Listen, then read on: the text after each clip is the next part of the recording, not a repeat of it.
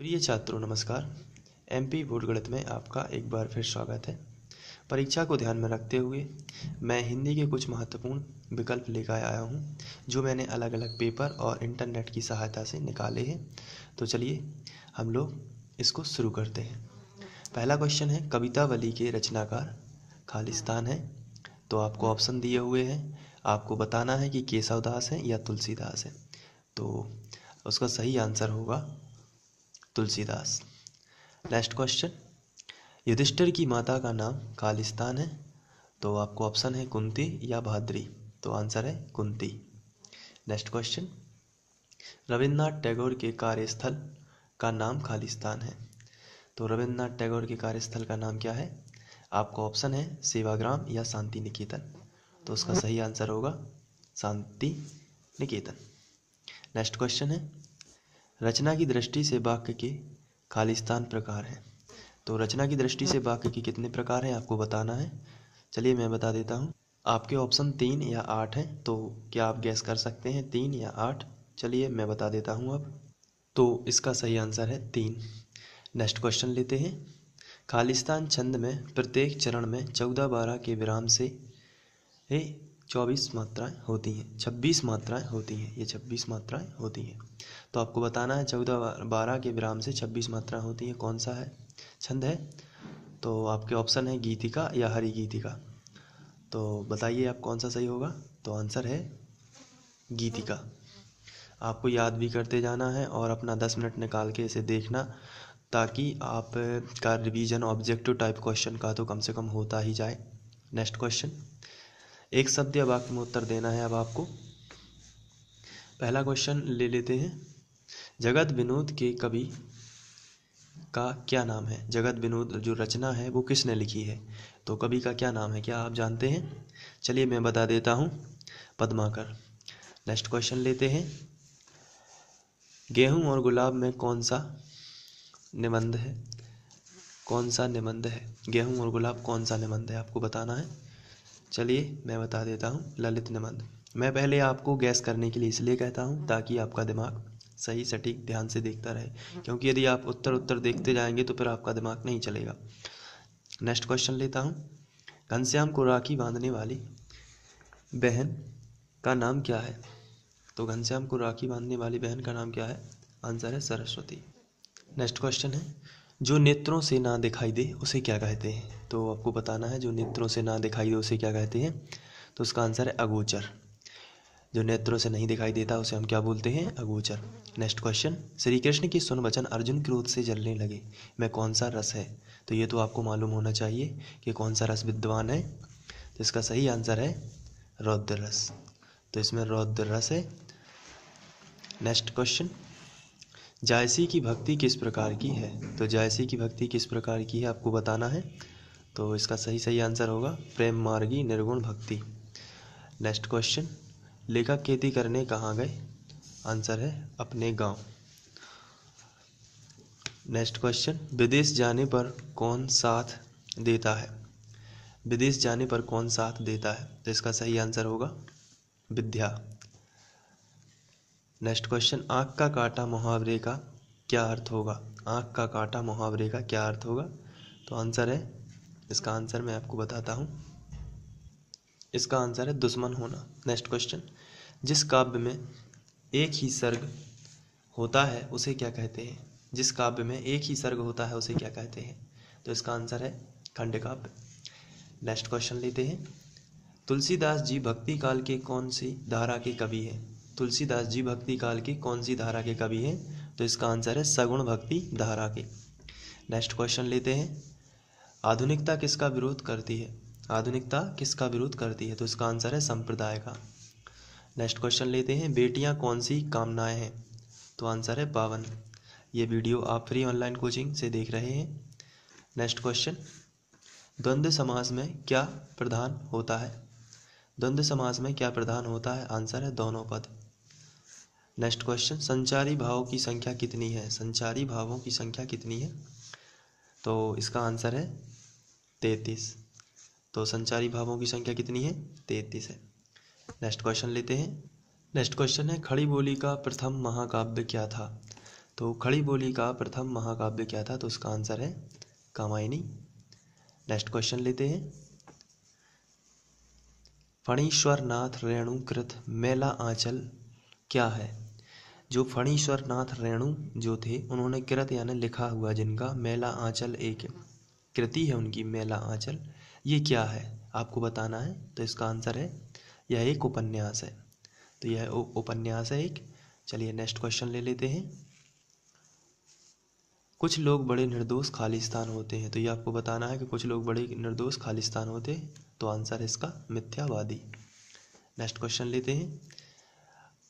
अत्यावश्यक का संधि विच्छेद क्या होगा? अत्यावश्यक का संधि विच्छेद आपको बताना है।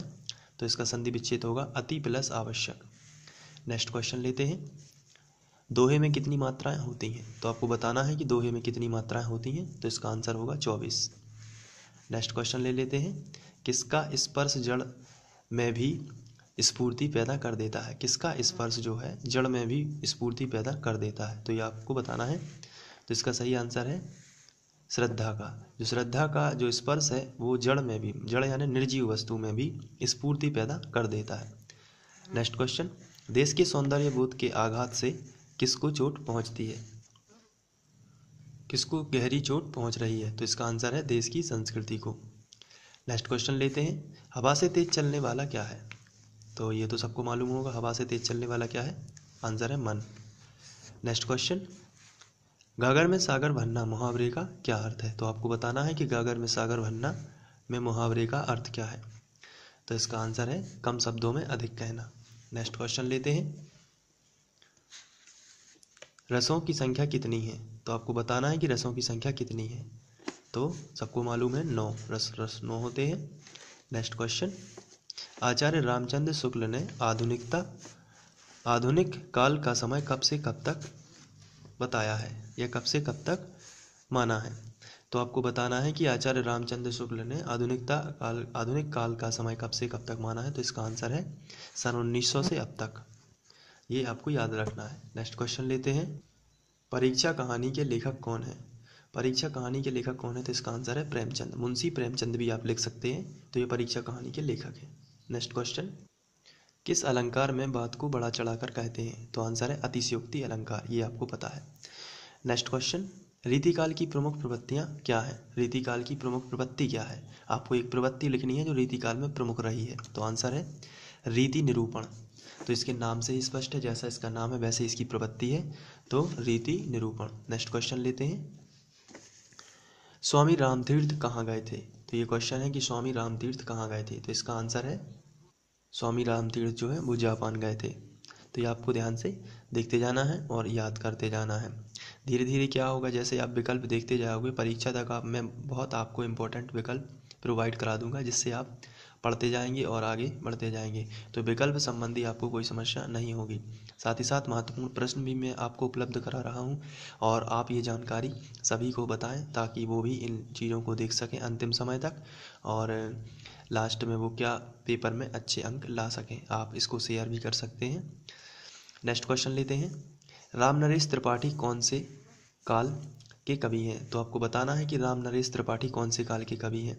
तो इसका सही आंसर होगा आधुनिक काल। तो याद रखना है आपको राम नरेश त्रिपाठी, त्रिपाठी शब्द से आपको आधुनिक काल जोड़ लेना है। तो याद रहेगा राम नरेश त्रिपाठी कौन से काल के कवि हैं? आधुनिक काल के कवि हैं। नेक्स्ट क्वेश्चन लेते हैं। शल्य चिकित्सा के प्रवर्तक खालिस्तान है। तो बताना है कि शल्य चिकित्सा के प्रवर्तक आप कौन है। तो इसका आंसर है सुश्रुत। ये शल्य चिकित्सा के प्रवर्तक है। नेक्स्ट क्वेश्चन ले लेते हैं। छायावाद की प्रमुख विशेषता लिखना है। छायावाद की आपको कोई एक विशेषता लिखना है जो प्रमुख रही हो। तो उसका सही आंसर होगा प्रकृति का मानवीयकरण। तो आपको याद रखना है छायावाद की प्रमुख विशेषता में क्या है? प्रकृति का मानवीयकरण।